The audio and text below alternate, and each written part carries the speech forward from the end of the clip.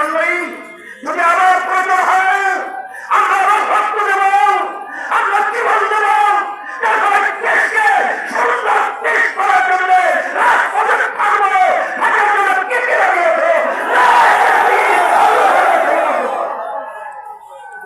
সাথে সাথে আমি বিশেষ করে অন্তর্বর্তীকালীন সরকারকে বলবো, আমাদের যুগ্ম মহাসচিব জাতীয় আত্মার রহমান সহ বিভিন্ন দায়িত্বশীল অবস্থাতে বলেছেন যে আপনারা কোন জনগণের ভোটে নির্বাচিত সরকার নয়, আপনার হল গণঅভ্যুত্থানের অভ্যুত্থান, ছাত্র জনতা হাজার হাজার মায়ের ভোট খালি করার বিনিময় আপনারা ক্ষমতায় এসেছেন।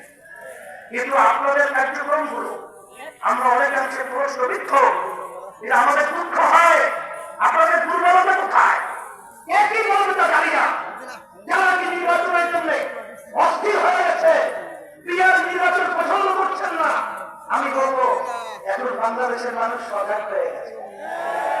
আপনারা যদি করে দেখেন, আপনারা তো মনে করেন আপনারা অনেক তালগাছ হয়েছেন, আসলে আপনাদের মায়ের পায়ের নিচে মাটি নেই, মাটি কিন্তু সরে গেছে।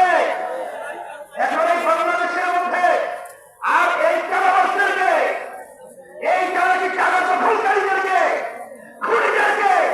খুনিদেরকে বাংলাদেশের মানুষ দেখতে চায় না। পরিবর্তন করতে হবে, সরকার আমাদের দেখা।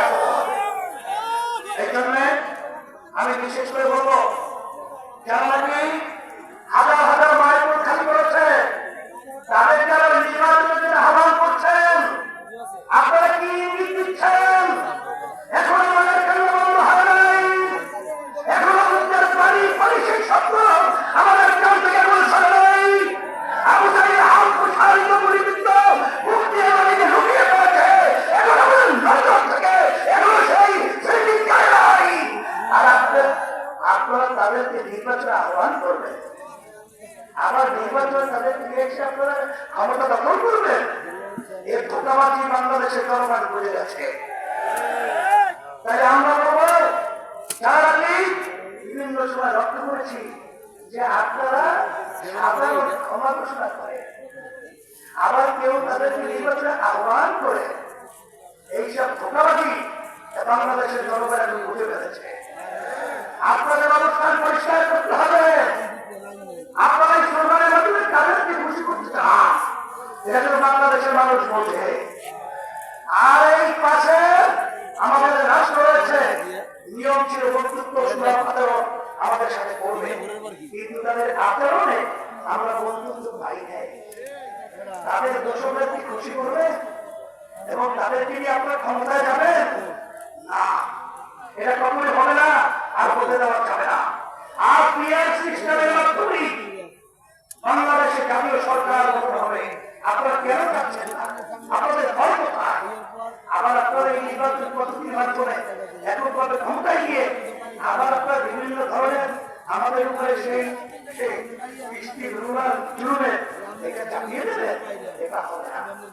এই জন্য পিআর সিস্টেম যদি নির্বাচন না হয়, ইসলামী আন্দোলন বাংলাদেশ, যুব আন্দোলন কংগ্রেস ঘোষণা করছি, আমরা পিআর সিস্টেমে ওই নিম্নপক্ষ বলে উচ্চপক্ষ বলে সব ক্ষেত্রেই পিআর সিস্টেমে নির্বাচন হবে। প্রত্যেকটা ভোটারে তাদের ভোটের অধিকার বাস্তবায়িত হবে। বাংলাদেশের জাতীয় সরকার হবে, মনে হবে আন্দোলন করা হবে, আন্দোলন করবো, সংগ্রাম করবো, পিআর সিস্টেমে নির্বাচন বাস্তবায়িত হবে। ইনশাআল্লাহ